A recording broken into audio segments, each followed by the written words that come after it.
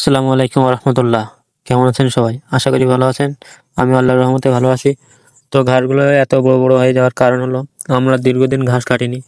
তার কারণ হলো আমরা মাঠ থেকে ঘাস কাটছিলাম, যে কারণে এই আমাদের বাসার যে ঘাসগুলো সেই ঘাসগুলো অনেক লম্বা হয়ে গেছে বা অনেক বয়স হয়ে গেছে এবং ভেতরে অনেক বন জঙ্গলে এঁটে গেছে। তো ভাবলাম যে মাঠের ঘাস যেহেতু এখন কাটা হচ্ছে না, তো ভাবলাম যে বাড়ির এই ঘাসগুলো কেটে দেই, তারপরে আবার নতুন কষা হবে। তো সেই উদ্দেশ্যে আর কি বাড়ির ঘাসগুলো কাটা হচ্ছে আজকে। তো এর মধ্যে অলরেডি অনেক ঘাস এর গোড়া অনেক পেকে গেছে এবং মাথায় যে কিছু লতা পাতা, যেগুলো লতা, সেই লতা হয়েছে, এগুলো বলে বনলতা বা আগাছার আগাছার পাতা। সম্ভবত হাত কেটে গেলে এই গাছ যদি একটু ডলে রস করে দেওয়া যায় তাহলে ব্যথাও মরে যায় এবং সঙ্গে সঙ্গে রক্ত বন্ধ হয়ে যায়। তো সেই লতা গাছের ভিতরে হয়েছে। এবং যে আমাদের এইখানে আমরা যে কলপ করেছিলাম, গাছটা হয়তো সেই ভিডিও দেওয়া হয়নি, আমরা একটা কুল গাছের কলপ করেছিলাম, আল্লাহর রহমতে সেই কলপটা দাঁড়িয়েছে এবং তাতে কুলও আসা শুরু করেছে। তো সেই গাছটা একেবারে ঘিরে ধরেছে এই লতা গাছে।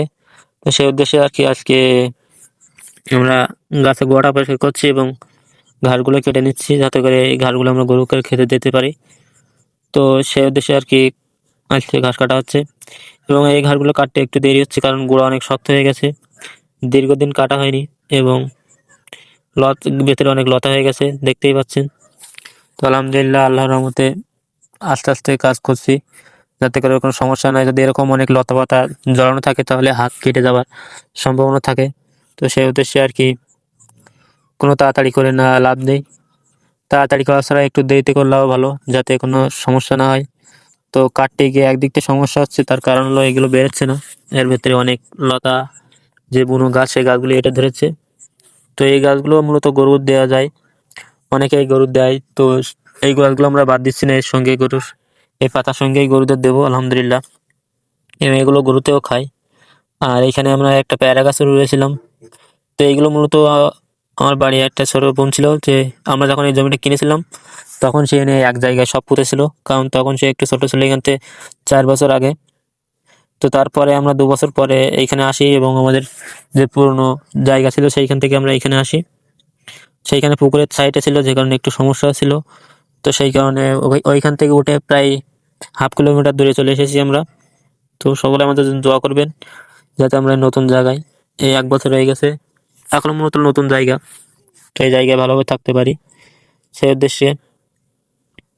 তো ঘাস কাটা যাচ্ছে না কারণ গোড়া অনেক শক্ত হয়ে গেছে এবং মনে হচ্ছে এর গোড়া অন্তত কম করে 1 হাত করে বাদ দিতে হবে, বাদ দিয়ে তারপর গরু দিতে হবে, কারণ গোড়া অনেক শক্ত হয়ে গেছে এবং এই শক্ত ঘাসের গোড়া গরু তো খায় না।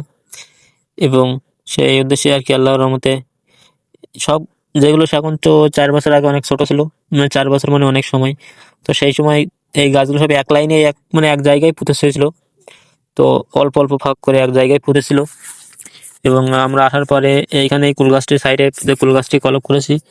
তো আল্লাহর রহমতে পরে ভিডিওতে দেখানোর চেষ্টা করবো যে সেখানে কুল গাছ কুল কেমন হয়েছে।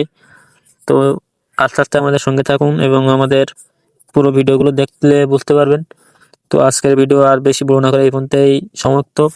সকলে আমার জন্য দোয়া করবেন যাতে আমরা যে খামার বা আমরা যে কাজগুলো করি সেই কাজে মহান আল্লাহ তাআলা বারাকা দান করে। আসসালামু আলাইকুম ওয়া রাহমাতুল্লাহি ওয়া বারাকাতুহু।